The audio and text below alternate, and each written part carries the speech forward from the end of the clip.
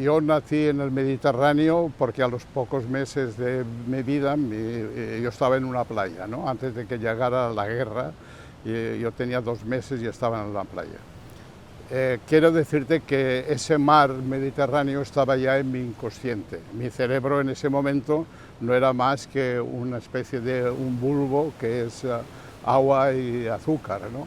Se supone que en ese subconsciente pues estaba el destello de la luz, estaba el sonido del mar, estaba el olor, el perfume de alga, de brea, de calafate, etcétera.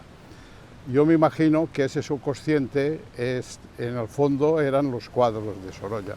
Por eso cuando yo, ya de mayor o ya de adolescente, joven, me enfrenté a los cuadros de Sorolla, cuando los vi por primera vez, pensé que eso yo lo tenía dentro, que lo había vivido, que no tenía por qué explicarlo, porque explicar esos cuadros de Sorolla era explicar mis primeras vivencias. Yo recuerdo que los días de fiesta, ya desde el pueblo íbamos a la mar, ¿no? En los días de fiesta íbamos a la mar. Nos llevaba un caballo, una yegua en este caso, la yegua Maravilla, que tantas veces yo he hablado de ella, ¿no? Y yo recuerdo que esa yegua, cuando llegaba a las dunas primeras del mar, que el mar no se veía todavía, yo solía tirarme de la tartana o del carro de labranza que a veces llevaba y yo corría sobre las dunas hacia el mar. Esa primera carrera de niño, de 4 o de 5 años hacia el mar, para mí siempre ha significado la libertad. Una libertad que era como un bofetón de brisa salada, de brisa blanca. Cuando yo llegué a Valencia en los años 50, claro, Valencia era una ciudad aplastada, huertana, eclesiástica, estaba en plena dictadura, etc. Sin embargo, cerca de Valencia había una línea azul que yo la conocía desde niño, porque yo desde niño, cuando jugaba por las montañas, siempre tenía una línea azul que era el mar, que yo a veces la confundía con mi propio pensamiento. Entonces, cuando yo llegué a Valencia en los años 50, yo sabía que esa línea azul estaba a unos pocos kilómetros de Valencia y que estaba unida con un tranvía que iba a la Malvarrosa.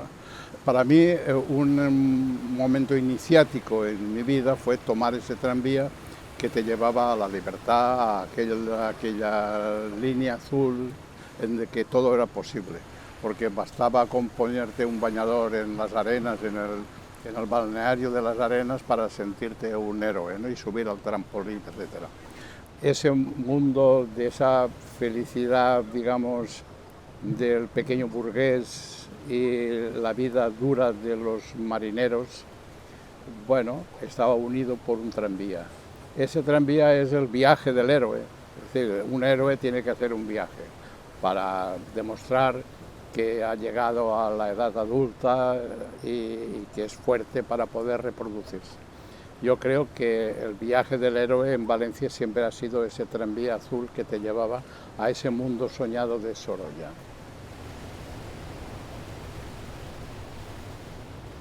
Cuando yo llegué, ese Sorolla del Cabanyal, que tan famoso es y que se repite, las barcas, los bueyes, las pescadoras, todo eso estaba sumergido, ya no existía. Pero los que habíamos leído, los que conocíamos esos cuadros, sabía que ese mundo estaba ahí sumergido. Yo en los paseos que daba por la Malvarrosa, cuando cogía aquel tranvía azul que me llevaba a la Malvarrosa, muchas veces llegaba hasta la casa de Blasco Ibáñez, que entonces estaba derruida. Estaban todas las ventanas rotas, todos los cristales rotos, sin puertas, etc., ¿no? Y las cariátides estaban, pero los leones mesopotámicos de esa famosa mesa de la terraza había desaparecido. A mí una vez me contó Concha Piquer, que entonces era una niña que vivía en Benicalap, antes de irse con el maestro Penella a América, que a los 7 u 8 años la llevaron a la playa del Cabanyal.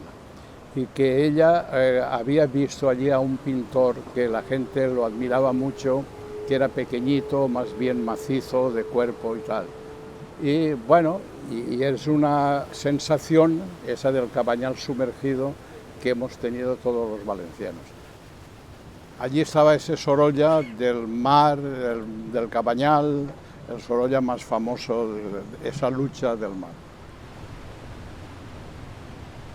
El personaje de Sorolla para mí es el de un titán que lucha por la felicidad del trabajo.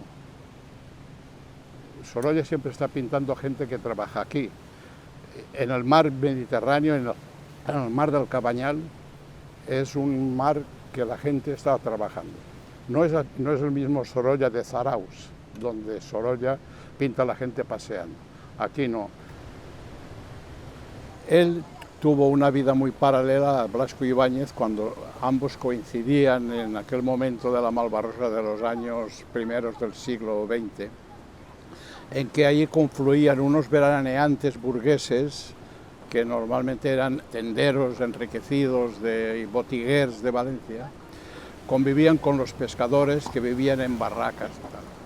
Había la calle principal de la calle de la Reina o la calle de Eugenia Viñes.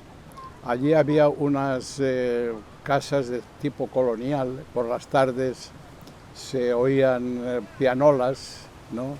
Había muchos bares con unos refrescos de granadina, con unas copas de art déco, ¿no? Ese mundo estaba entreverado con el mundo muy siniestro y muy aciago de los pescadores, tal como los había descrito Blasco Ibáñez. Por otra parte, yo tengo en el subconsciente el olor a brea y a calafate, ¿no? De las barcas de Moncófar cuando yo era un niño de pocos meses, ¿no?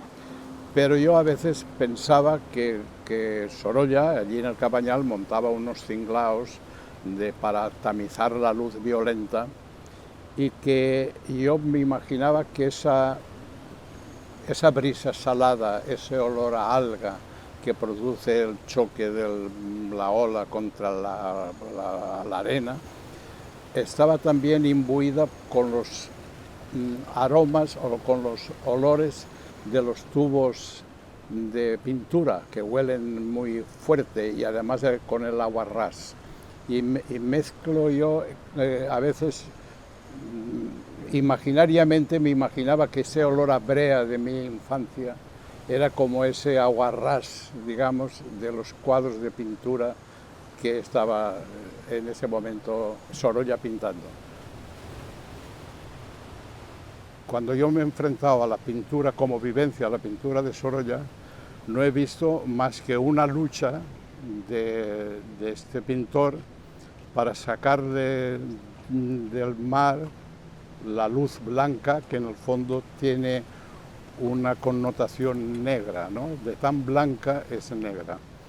Después esa lucha, yo a veces me he imaginado que si se me pregunta si yo podía ser un personaje pintado por Sorolla, yo desde luego no me veo sentado en el testuz de un buey sacando los huecos del alma, pero sí me veo de adolescente paseando ese caballo por el agua, ¿no?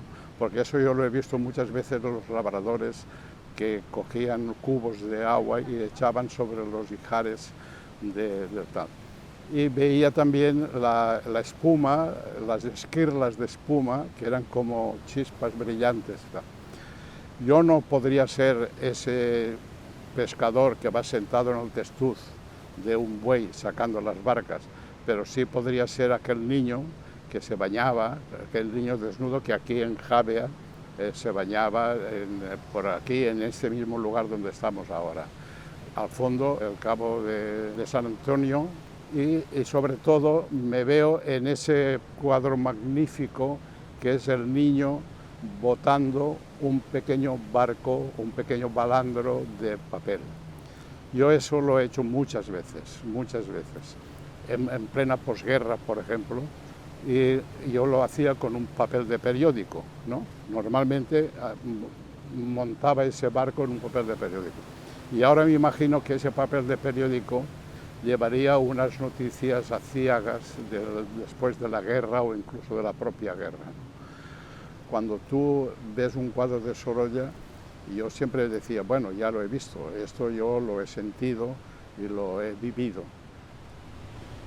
Si a mí me dijeras, ¿cómo definirías a Sorolla? Sorolla era un titán,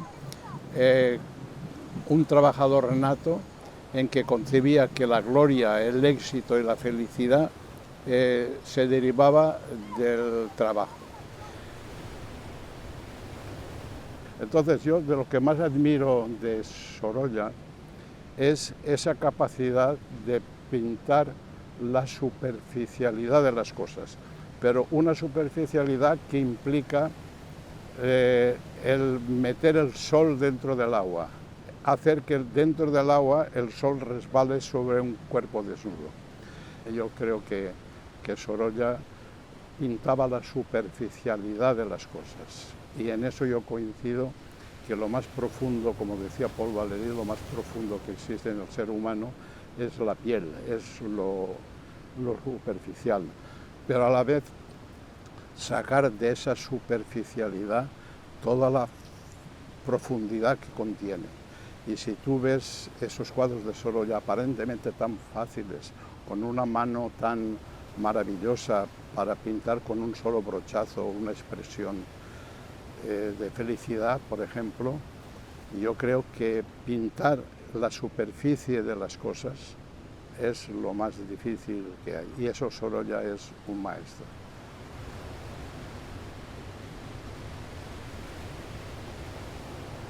Yo creo que a Sorolla le excita el mar, y cuando él primero fue a Denia, pensando que en Denia podría ser ese lugar donde él encontraría la paz, la tranquilidad, pero no fue así. Denia le pareció un pueblo muy ruidoso, muy desarrollado, demasiado poco natural todavía. Alguien le dijo que al otro lado del Montgó, de las planas del Montgó, había un puerto de pescadores donde era un verdadero paraíso, que era Xàbia. Bueno, él con un burrico, uno para él, otro para los bártulos y otro para el guía, pues pasaron, y cuando desde las planas vieron esta bahía de Xàbia y el cabo de San Antonio, pues ya se quedaron aquí. Y yo por esta parte, este mar hacia la Costa Blanca, la cala del Pope, que está en el fondo del Cabo San Antonio, yo esto lo he navegado muchas veces, pero siempre que lo he navegado, siempre era consciente de que este era el mar propiedad de Sorolla, que esto es Sorolla pura y simple Sorolla, porque la luz, esa luz con que él ha peleado tantas veces contra esa luz, ¿no?, para rescatarla del mar, es una lucha titánica que yo admiro mucho en Sorolla. Yo, cuando pasaba por ese un ocre gris del peñasco del Cabo de San Antonio, siempre pensaba en esos matices, ¿no?, porque ya no es solamente el Sorolla azul de los niños, es el Sorolla que se introduce en la esencia de las cosas.